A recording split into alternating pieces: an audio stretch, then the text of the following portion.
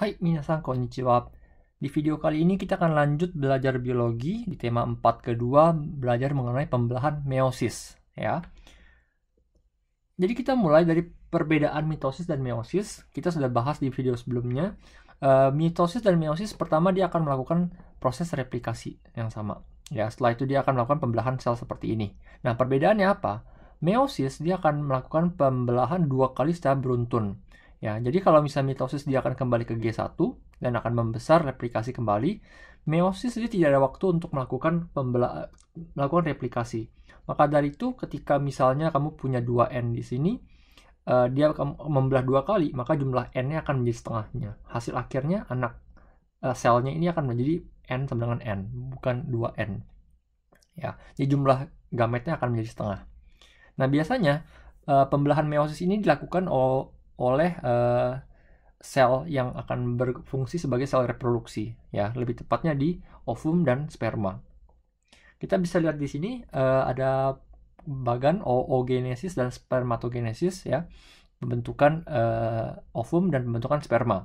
Kita mulai dari paling gampang yang sebelah kiri, di mana pembentukan sel sperma di sini ya, kita punya 2N, artinya dia diploid, kemudian ada 2 yang merah, 2 yang biru. Pertama dia akan replikasi membentuk 2 merah, 2 biru, totalnya ada 4 ya di sini. Kemudian dia akan meiosis. Dia akan meiosis 1 kali sehingga dia akan membentuk N. Artinya apa? Dia punya 2 merah dan 2 biru ini akan terpisah menjadi 1 dan 1. 1 merah, 1 biru, 1 merah, 1 biru. Maka dia akan menjadi haploid, jadi N. Setelah itu tanpa memasuki fase G1AS G2, dia akan langsung melakukan pembelahan yang kedua, membentuk meiosis yang kedua. Dan dia akan membentuk dari sini jumlah N-nya yang tadinya N sama dengan 4 menjadi N sama dengan 2 di sini.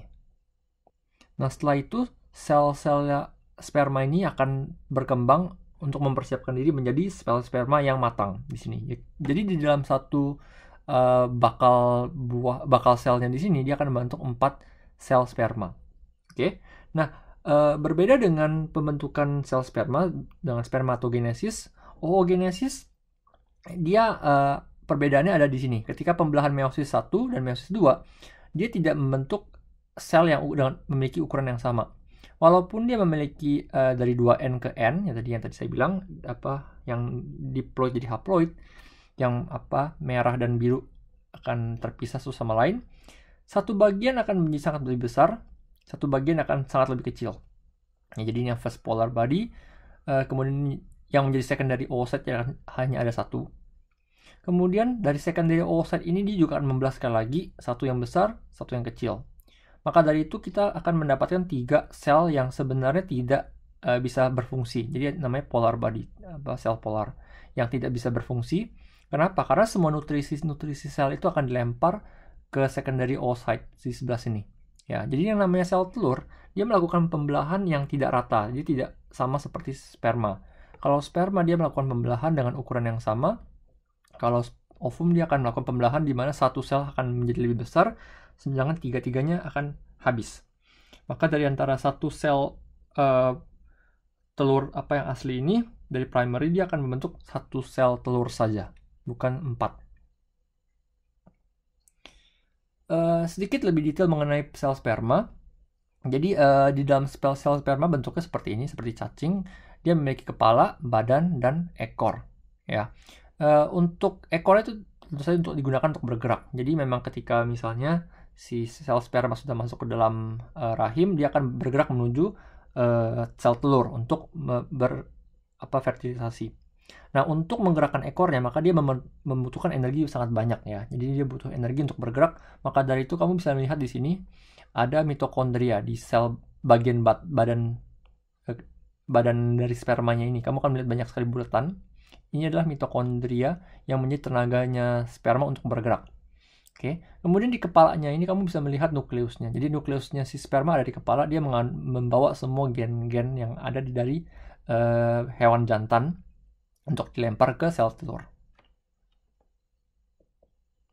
Kemudian perbedaan oogenesis dan spermatogenesis sudah saya tulis di dalam tabel seperti ini yang sudah saya jelaskan tadi. Pertama, oogenesis itu pembelahannya berbeda ukuran, satu yang besar, 3 yang kecil.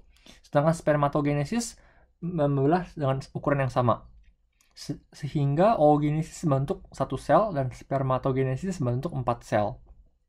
Terakhir, oogenesis ketika sudah menjadi sel telur, dia akan terus bentuknya bulat. Tetapi ketika sel sperma itu sudah selesai dibelah 2 kali oleh meiosis, dia akan berubah bentuk. Ya, dia akan berubah bentuk menjadi yang ada badannya, kepala dan ekor, seperti itu.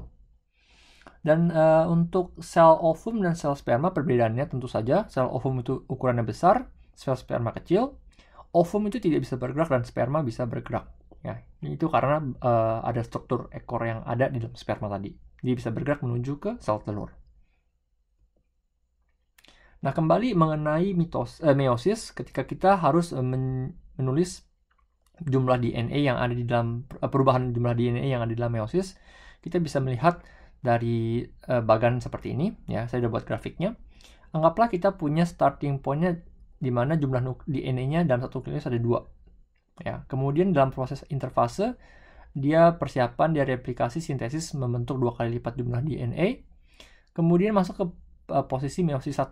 Ya, di dalam satu meiosis 1, dia tetap terus menjadi jumlah yang sama. Tetapi ketika sudah selesai meiosis 1, dia akan terpisah menjadi 2 sel, ya, menjadi 2 sel, dan jumlah DNA-nya akan menjadi setengahnya. Jadi kalau kamu lihat yang merah dan yang putih di sini, kamu bisa melihat sel yang putih, ya, jumlahnya adalah setengah daripada yang asli di sini. Ya, setengah dari yang merah. Maka jumlahnya akan berbeda. Sifatnya juga berbeda. Oke? Nah, setelah itu, di meiosis 2 dia akan melakukan pembelahan yang sama. Jadi tanpa dia harus melewati tanpa melewati sintesis, dia akan membelah untuk mendapatkan 4 sel. Ya. Jadi setelah meiosis 2 selesai, jumlah DNA-nya akan menjadi setengahnya lagi. Jadi kalau kamu mulai dengan 2n sama dengan 2, maka n sama dengan 1. Seperti ini. Oke.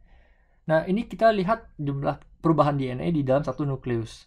Bagaimana kalau dalam satu kromosom di sini? Ya. Jadi kalau kamu bisa lihat, ya, kamu bisa melihat perbedaan di meiosis 2. Saya balik. Di meiosis 1, meiosis 2, ya. Satu kromosom, satu perubahan di nukleus, perubahan di kromosom. Ya. Bedanya apa? Jadi ketika kamu lihat di meiosis 1, dia sentromer ini dia tidak akan pecah menjadi 2. Dia hanya akan memisahkan 2 kromosom ini menjadi 2 sel. Tetapi setelah di proses meiosis 2, sentromer ini akan pecah menjadi 2 sel. Maka dari itu kamu bisa melihat ketika di proses anafasenya meiosis kedua, di sini, kamu bisa melihat jumlah DNA dalam satu kromosom akan menjadi setengahnya. Oke? Jadi ini yang coba kamu hafalkan. Satu kromosom dan satu nukleus. Oke? Bedanya akan seperti ini. Baik, itu saja untuk video kali ini. Saya akan ketemu kalian di video berikutnya. Semangat belajar. Benkyou, ganbatte kudasai. Sayonara.